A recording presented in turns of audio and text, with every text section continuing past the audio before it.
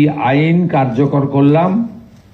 এর ফলে সিএ এর অন্তর্ভুক্ত যারা, অর্থাৎ সিএ তে বলা আছে 7টা কমিউনিটি বা ধর্ম পালন করা লোকেরা, তারা সিটিজেনশিপ অ্যামেন্ডমেন্ট অ্যাক্টের আওতায় আসবেন এবং তাদেরকে যারা 31/12/2024 পর্যন্ত এসেছেন তাদেরকে কোনো পুলিশ কোথাও হ্যারাসমেন্ট ডিটেন্ট করতে পারবে না।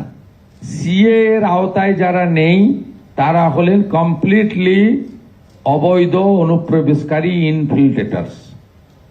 তাদেরকে সরাসরি রাজ্য পুলিশ গ্রেপ্তার করবে এবং ডিটেন্ট করবে এবং হ্যান্ডওভার করবে বিএসএফ এর হাতে, এবং বিএসএফ তারা বিডিআর এর সঙ্গে কথা বলে তাদেরকে ডিপোর্ট করার ব্যবস্থা করবে, অর্থাৎ ডিটেক্ট, ডিলিট, এবারে ডিপোর্ট। এই আইন আজ থেকে কার্যকর হলো।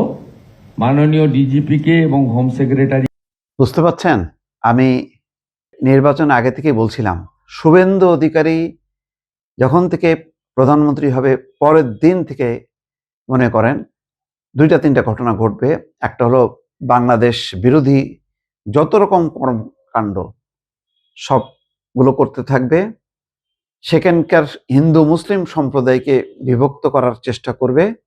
এটা দেখেন, যেটা বলছি ঠিক সেটাই হচ্ছে।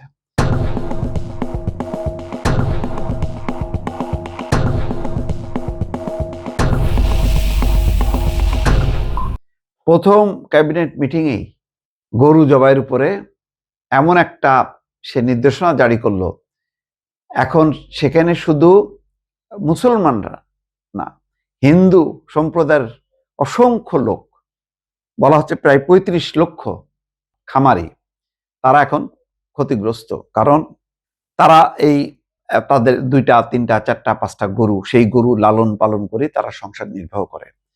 সেখানে তো শুধু জবাইয়ের ব্যাপার না, সেখানে দুধ, পনির বানানো, দুধ বিক্রি করা, মিষ্টি বানানো, এটাকে কেন্দ্র করে একটা বড় একটা শিল্প, সেটাকে একটা ধ্বংস করে দিল যখন বলল যে 14 বছরের আগে মানে জবাই করা যাবে না। 14 বছর বাঁচেও না, সাধারণত 10 থেকে 12 বছর বাঁচে, আর 14 বছর তখন জীর্ণ শীর্ণ হয়ে যায়। তো স্বাভাবিকভাবে যখন কি গরুগুলো বড় হয়ে যায়, 2-3 7-8 বছর হয়, তখন তারা বিক্রি করে, কিন্তু সেই বিক্রি তারা করতে পারবে না। ফলে গরু কেউ আর কি বলে লালন পালন করতে কেউ উৎসাহী হবে না, তার মানে সেখান থেকে সরে যাবে। যাক, সেটা অন্য গেল। গুরুত্বপূর্ণ বিষয় হলো যে এটা বলছে, এইটা বাংলাদেশের সঙ্গে এক ধরনের শুভেন্দুর যুদ্ধ বাঁধানোর মতন একটা ঘোষণা তিনি করলেন এই ভাষণটা দিয়ে, বক্তব্যটা দিয়ে। তার মানে বুঝতে পারছেন, প্রায় 1 কোটি মানুষকে সে বাংলাদেশের দিকে ঠেলে দিতে চায়। যেই সংশোধিত ভোটার তালিকায় 91 লক্ষ ভোটার বাদ পড়ছে। এই 91 লক্ষ ভোটার যারা এই ভোটের আওতায় আসেনি, তাদেরকে বলা হচ্ছে অনুপ্রবেশকারী। তাদেরকে ডিপোর্ট করবে, এবং তাদের মধ্যে অধিকাংশই মুসলমান এবং তারা দরিদ্র শ্রেণীর মানুষ, যাদের ফাইট করার সক্ষমতা নেই। যদিও 27 লক্ষ এই যাদেরকে বাদ দেওয়া হয়েছে, 27 লক্ষ আবেদন পড়ছে সরকারের কাছে, কিন্তু সেগুলি যাচাই বাছাই করেনি। ওইভাবেই কিন্তু তারা এই 91 লক্ষ ভোটারকে বাদ দিয়ে তারা নির্বাচনটা করছে। প্রায় 1 কোটি জনগোষ্ঠীকে সে ঠেলে দিতে চায় বাংলাদেশের দিকে।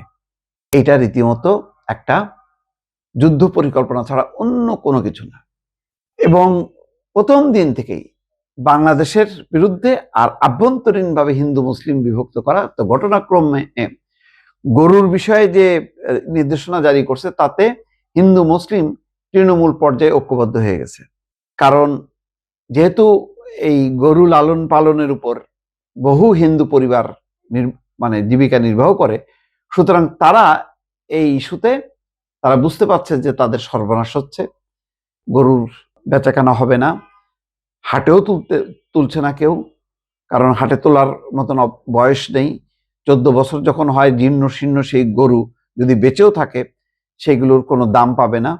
আর 14 বছরের আগে গরু কাটতে পারবে না মানে সেই একটা গরু সেই লালন পালন করতে গেলে তার 5-7 লাখ টাকা ব্যয় হবে। ওই ব্যয় করার পরে যখন সে হাটে তুলবে সে তখন 1 লাখ 1.5 লাখ টাকা দামেও বিক্রি করতে পারবে না। সব মিলে একটা মহা বিপর্যয়। এই বিপর্যয়ের মধ্যে ওই রাস্তায় নামাজ পড়া যাবে না, নানা রকম নির্দেশনা জারি করে একটা ভয়াল পরিস্থিতি তৈরি করছে। এখন কি হবে জানি না।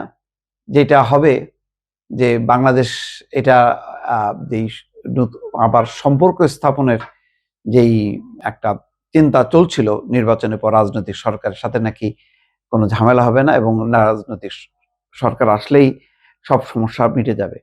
কিন্তু পশ্চিমবঙ্গে শুভেন্দু সরকার আসার পর সেটা তো এখন উল্টা বুমেরাং হচ্ছে। ইউনূস সরকারের চেয়ে খারাপ পরিস্থিতি হবে যদি সত্যি সত্যি এরকম ঘটনা তারা রিপোর্ট করতে থাকে, গ্রেপ্তার করে যদি বিএসএফ এর হাতে তুলে দেওয়া হয় আর বিএসএফ যদি পুশিন করার চেষ্টা করে, তাহলে এই অঞ্চল বসে থাকবে না, এই অঞ্চল থেকে পাল্টা প্রতিরোধ হবে।